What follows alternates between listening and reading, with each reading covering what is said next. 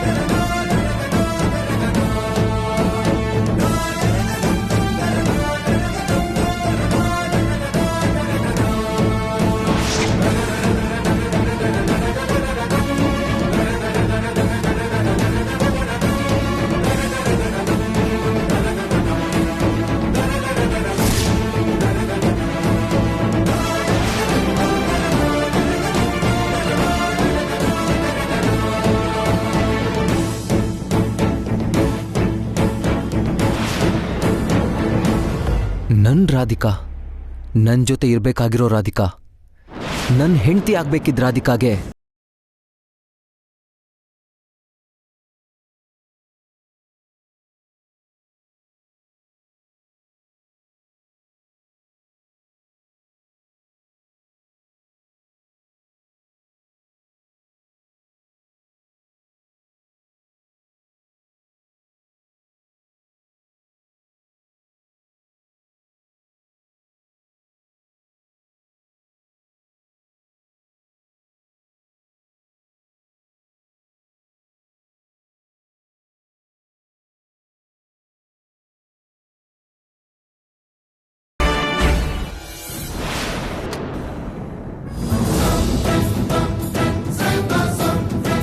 ಈ ಮಧ್ಯರಾತ್ರಿಲಿ ನನ್ನ ರೂಮಿಗೆ ಯಾರೋ ಬಂದ್ ಹೋಗಿರೋ ತರ ಅನ್ನಿಸ್ತಿದ್ಯಲ್ಲ, ಯಾರಿರ್ಬೋದು?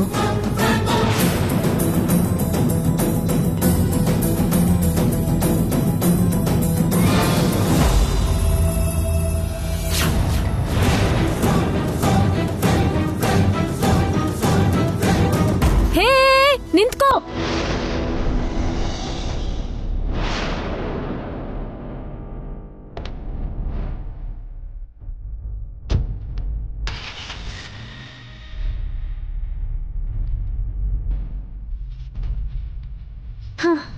ಯಾರ್ ಇವನು? ಕಳ್ಳನ್ ಥರ ಮನೆಗ್ ಬಂದ್ ಹೋದ್ನಲ್ಲ.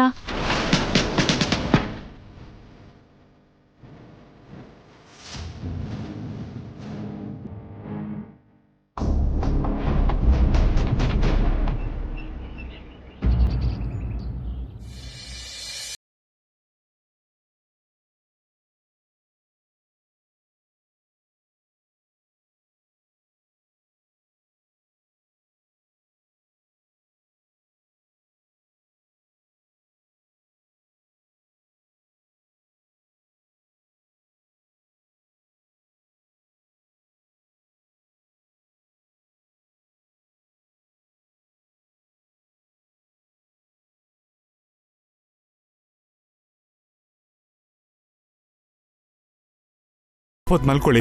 ಹಾಗೇನಿಲ್ಲ ರೀ, ಎಚ್ಚರ ಆಯ್ತಷ್ಟೇ. ಇವಾಗ ಹೇಗಿದ್ದೀರಾ? ಫೀವರ್ ಕಡಿಮೆ ಆಗಿದೆಯಾ? ಇಲ್ಲಾಂದ್ರೆ ಹಾಸ್ಪಿಟಲ್ಗೆ ಹೋಗೋಣವಾ? ಅವಶ್ಯಕತೆ ಇಲ್ಲ ರೀ, ಕಡಿಮೆ ಆಗಿದೆ. ಸ್ವಲ್ಪ ತಲೆ ಸುತ್ತುತ್ತಿದೆ ಅಷ್ಟೇ. ನಿಮ್ ಕಣ್ ಯಾಕೆ ಅಷ್ಟೊಂದು ಕೆಂಪಾಗಿದೆ? ರಾತ್ರಿ ಎಲ್ಲ ನಿದ್ದೆ ಮಾಡಿಲ್ವಾ? ನಿಮಗೆ ಗಂಟೆಗೊಂದ್ಸಲ ಟ್ಯಾಬ್ಲೆಟ್ ಕೊಡಬೇಕು. ಅದರಲ್ಲೂ ನಿಮ್ಮ ಹೆಲ್ತ್ ಸರಿ ಇಲ್ಲದೆ ಇರುವಾಗ ನನಗೆ ನಿದ್ದೆ ಹೇಗೆ ಬರುತ್ತೆ ರೀ? ಸರಿ, ನೀವು ಸ್ವಲ್ಪ ಹೊತ್ತು ರಿಲ್ಯಾಕ್ಸ್ ಆಗಿ, ನಾನು ಹೋಗಿ ಕಾಫಿ ತರ್ತೀನಿ. ನೀವ್ಯಾಕೆ ಕಾಫಿ ತರ್ತೀರ?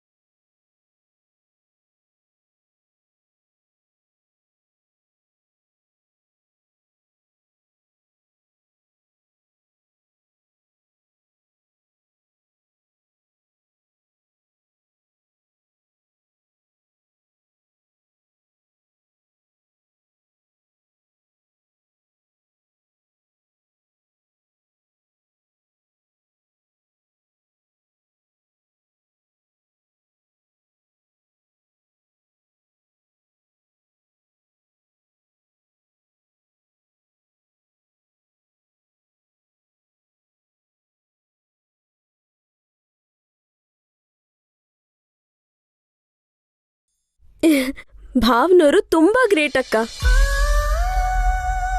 ಯಾವ ಗಂಡಂಗಾದ್ರೂ ಹೆಂಡತಿ ಮೇಲೆ ಪ್ರೀತಿ ಇರುತ್ತೆ, ಇಷ್ಟ ಇರುತ್ತೆ.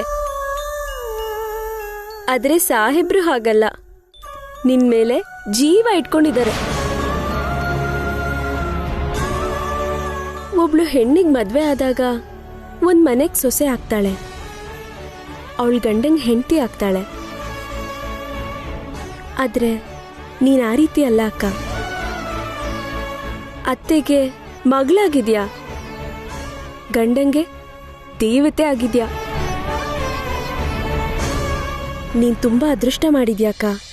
ಈಗೇನಾಯ್ತು ಪ್ರಿಯಾ? ನಿಂಗ್ ಜ್ವರ ಬಂದಿದೆ ಅಂತ ಕಣ್ ರೆಪ್ಪೇನು ಮಿಟಕ್ಸ್ದೆ ಸಾಹೇಬ್ರು ರಾತ್ರಿ ಎಲ್ಲ ನಿನ್ ಸೇವೆ ಮಾಡಿದ್ದಾರೆ ಅಕ್ಕ. ನಾನು ಅತ್ತೆ ನೋಡ್ಕೋತೀವಿ ಅಂತ ಹೇಳಿದ್ರು.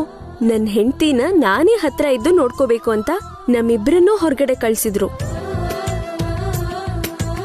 ಮನೆಗೆ ಮಗ ಆಗಿ ಯಾವ ಕಷ್ಟನೂ ಬರ್ದೇ ಇರೋ ಹಾಗೆ ನೋಡ್ಕೋತೀನಂತ ಅಪ್ಪಂಗೆ ಯಾವ ರೀತಿ ಮಾತ್ ಕೊಟ್ರು, ಸಾಹೇಬ್ರು ಹಾಗೆ ನಡ್ಕೋತಿದ್ದಾರೆ ಅಕ್ಕ.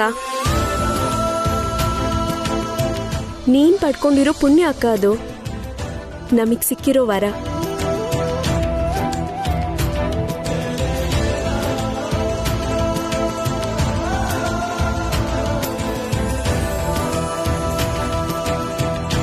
ನಾನು ಕೈಲಾಶ್ ಅವ್ರಿಗೆ ಕಾಫಿ ಕೊಟ್ಟು ಬರ್ತೀನಿ.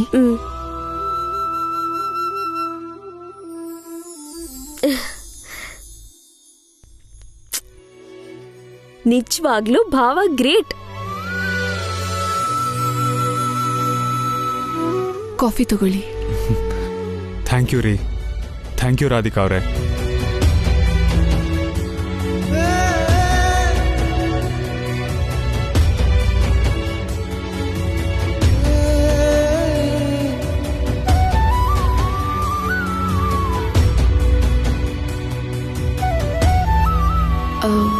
ರಾತ್ರಿ ಎಲ್ಲ ನೀವು ನನ್ನ ಸೇವೆ ಮಾಡ್ತಾನೆ ಇದ್ರಂತೆ,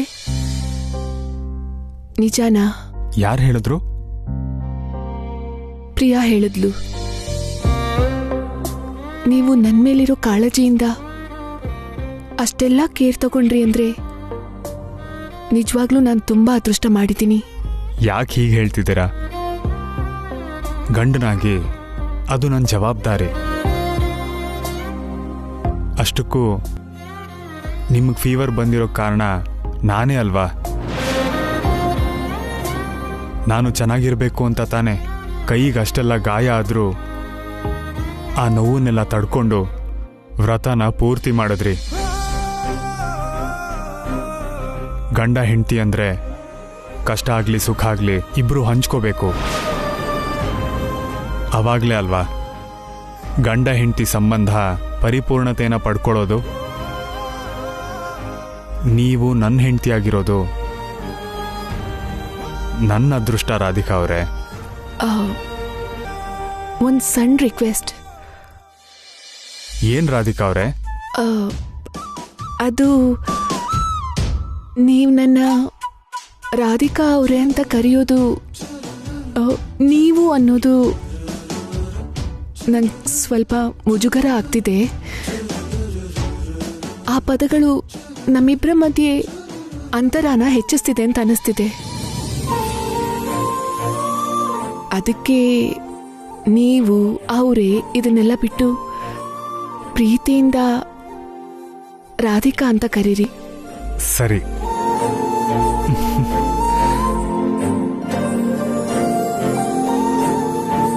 ಅಂದಾಗ ನೀವು ಕಾಫಿ ಕುಡಿದ್ರಾ?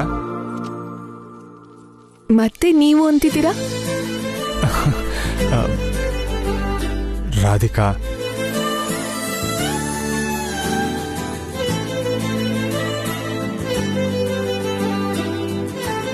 ಕಾಫಿ ಕುಡಿದ್ಯಾ? ಇಲ್ಲ ರೀ, ನಾನು ಆಮೇಲೆ ಕುಡಿತೀನಿ. ಮತ್ತೆ ಗಂಡ ಹೆಂಡತಿ ಅಂದಮೇಲೆ ಕಷ್ಟ ಸುಖ ಅಷ್ಟೇ ಅಲ್ಲ, ಕಾಫಿನೂ ಶೇರ್ ಮಾಡಬೇಕು. ಸರಿ, ನೀವು ಫಸ್ಟ್ ಸ್ವಲ್ಪ ಕುಡ್ದು ಆಮೇಲೆ ನಂಗೆ ಕುಡಿ.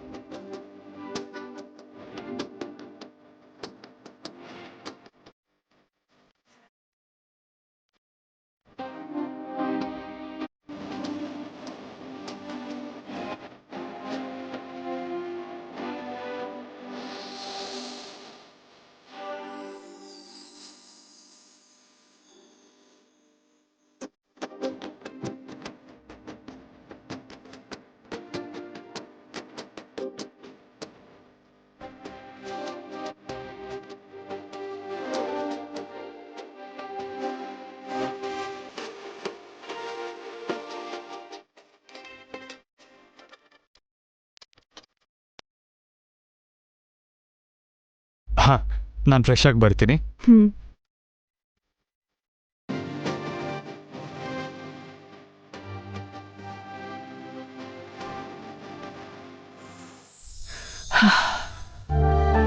ಅಪ್ಪ ದೇವ್ರೆ, ಯಾವ ಜನ್ಮದಲ್ಲಿ ಏನ್ ಪುಣ್ಯ ಮಾಡಿದ್ನೋ ಏನೋ, ನಾನೊಬ್ಬ ಒಳ್ಳೆ ವ್ಯಕ್ತಿಗೆ ಹೆಂಡತಿಯಾಗಿದ್ದೀನಿ, ಒಂದು ಒಳ್ಳೆ ಮನೆಗೆ ಸೊಸೆ ಆಗಿದ್ದೀನಿ.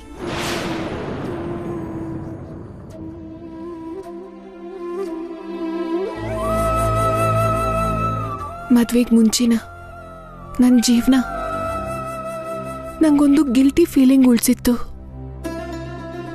ಅದು ನೆನ್ಪಾದಾಗ್ಲೆಲ್ಲ ತುಂಬಾ ನೋವಾಗ್ತಿತ್ತು. ಆದ್ರೆ ಈಗ ಒಂದು ನಿರ್ಧಾರಕ್ಕೆ ಬಂದಿದ್ದೀನಿ. ಒಳ್ಳೆ ಹೆಂಡತಿಯಾಗಿ, ಒಳ್ಳೆ ಸೊಸೆಯಾಗಿ ನನ್ನ ಜವಾಬ್ದಾರಿನ ಪರಿಪೂರ್ಣವಾಗಿ ನಿಭಾಯಿಸಬೇಕು. ಅವಾಗಲೇ ನನ್ನ ಗಿಲ್ಟಿ ಫೀಲಿಂಗಿಂದ ನನಗೆ ಪೂರ್ತಿಯಾಗಿ ಮುಕ್ತಿ ಸಿಗೋದು.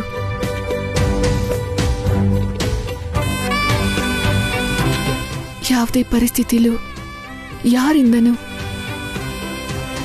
ಆ ಸ್ಥಾನಕ್ಕೆ ಯಾವುದೇ ಅಡ್ಡಿ ಆತಂಕ ಬರ್ದೇ ಇರೋ ಥರ ನೋಡ್ಕೋತೇವ್ರೆ.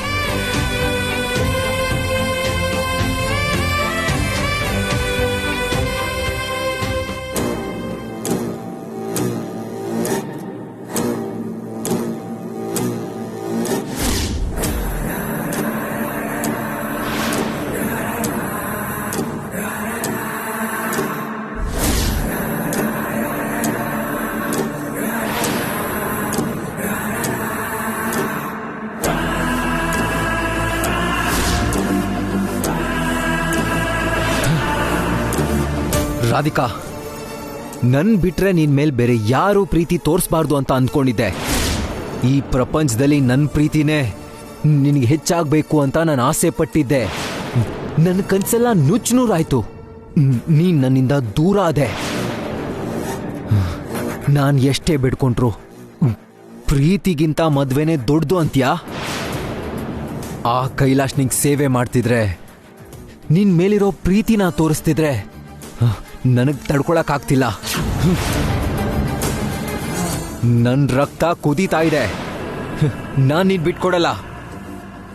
Never Radhika, never. ನಿನ್ನಿಂದ ದೂರ ಆಗಕ್ಕೆ ನನ್ ಕೈಲಾಗಲ್ಲ.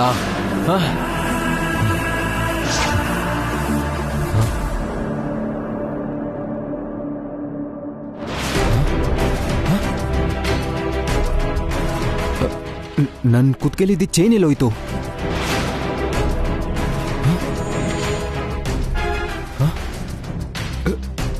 ರಾಧಿಕಾ ನನಗೆ ಅಂತ ಪ್ರೀತಿಯಿಂದ ಕೊಡ್ಸಿದ ಚೈನ್ ಅದು. ಆ ಚೈನ್ ಕುತ್ಕೆಲಿದ್ರೆ ನನ್ ರಾಧಿಕಾ ನನ್ ಜೊತೆಲೇ ಇದ್ದಾಗಿರುತ್ತೆ. ಎಲ್ಲಿ ಬಿದ್ದಿರ್ಬಹುದದು? ಎಲ್ಲಿ ಬಿದ್ದಿರ್ಬಹುದು? ಎಲ್ಲಿ?